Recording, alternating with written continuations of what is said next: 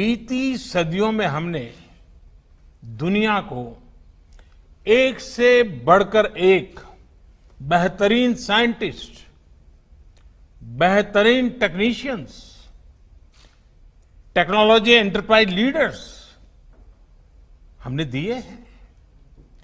लेकिन ये 21वीं सदी है और तेजी से बदलती हुई दुनिया में भारत को अपनी वही प्रभावी भूमिका और उसको निभाने के लिए और अधिक तेजी से हमें खुद को भी बदलना होगा।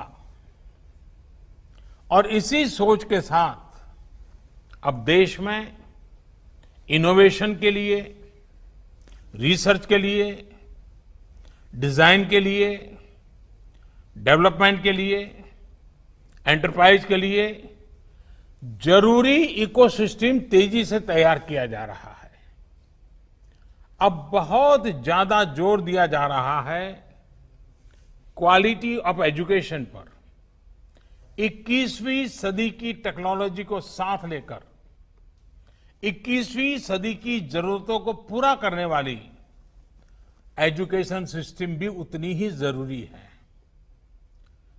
प्रधानमंत्री ई विद्या कार्यक्रम हो या फिर अटल इनोवेशन मिशन, देश में साइंटिफिक टेम्परामेंट बढ़ाने के लिए अनेक क्षेत्रों में स्कॉलरशिप का विस्तार हो या स्पोर्ट्स की दुनिया से जुड़े टैलेंट को मॉडर्न फैसिलिटीज और आर्थिक मदद, रिसर्च को बढ़ावा देने वाली योजनाएं हो या फिर भारत में world class 20 institutes of eminence के निर्माण का मिशन। मोदी जी, ये तो अच्छी बात है, ठीक है, बट ये सपने दिखाते हैं आप, वो भी अच्छी बात है। मगर मोदी जी जरा ध्यान इधर भी दीजिए। हकीकत तो ये है कि आज प्राइवेट स्कूलों की मनमानी इतनी बढ़ गई है कि आज माँ बाप बच्चों को पढ़ाने की हैसियत नहीं रख पा रहे हैं। एक तो कोरोना काल, वैसे ही कमर टूट गई है, रोजगार छिन गए हैं, आपसी तंगी के शिकार हो गए हैं। ऐसे में बच्चों को पढ़ाना वैसे ही एक बड़ी चुनौती बन गई है और निजी स्कूलों की जो मनमानी है वो और भी ज़्यादा निराश कर रहे हैं। ऐसे में मोदी जी, आपकी ये शिक्षा नीति क्या इन छात्रों को ग्लोबल सिटीजन बना पाएगी? आज हालात ये हैं कि हर माँ बाप, हर परिजन अपने बच्चों के भविष्य को लेकर चिंतित है। उनका भविष्य अंधकार में नजर आ रहा है। कोरोना वायरस महामारी में नोएडा के प्राइवेट स्कूलों ने शुल्क को लेकर जरा सी भी नरमी नहीं बरती है। कोरोना वायरस महामारी ने आम आदमी को बुरी तरह प्रभावित किया है, जिसके परिणाम स्वरूप अभिभावक भी इस आपदा से प्रभावित हुआ है।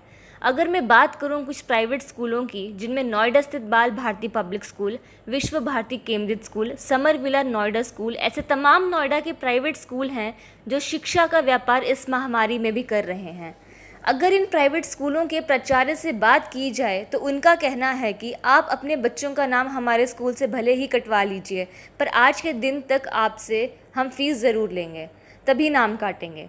जबकि उसी और महर्षि शिशु विद्या मंदिर के प्राचार्य ने अवगत कराया है, लॉकडाउन के दौरान जब तक स्कूल बंद रहेगा तब तक की स्कूल का शुल्क माफ़ किया जाता है। हमारा अपने नोएडा शहर के जिलाधिकारी एवं माननीय मुख्यमंत्री योगी आदित्यनाथ से आग्रह है कि कृपया इस पर संज्ञान लें और हम अभिभावकों को इस महामारी में राहत प्रदान करें।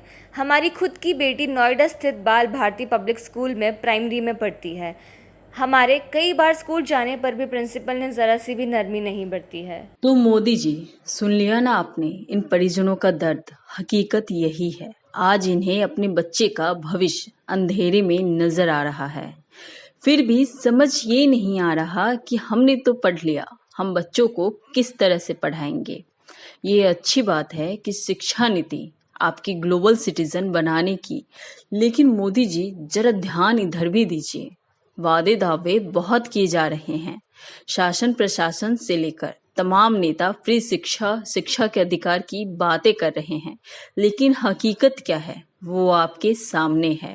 वहीं स्कूलों की तरफ से फीस भरने के लिए दबाव दिए जा रहे हैं। बच्चों का नाम तक काटने की धमकी दी जा रही है। ऐसे में अभिभावक पूछते हैं कि जब बच्चा स्कूल नहीं आता तो किस बात की फीस जमा की जाए।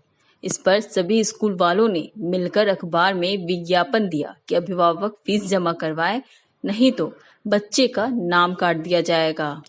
कृपया बताएं अभिभावक कहां से फीस लेकर आएं जब अभिभावक खुद सरकार के कहने पर अपने काम धंधे नौकरियां छोड़कर घर बैठ गए तो वह कहां से आपकी फीस देंगे।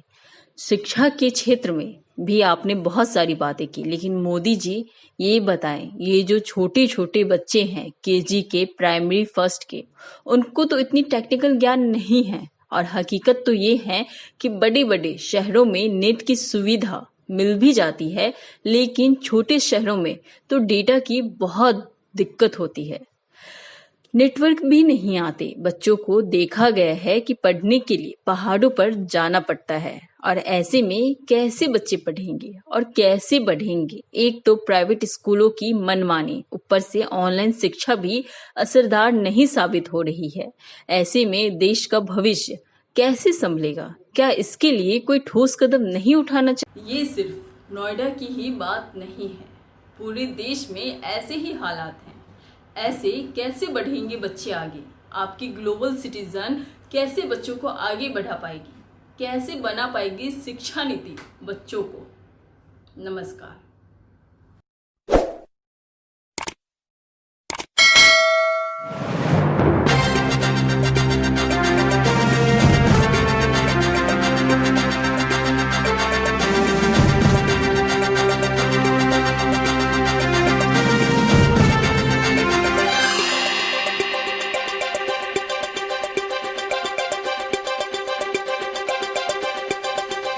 वार्तालाप टीवी, आपका नजरिया, आपकी आवाज।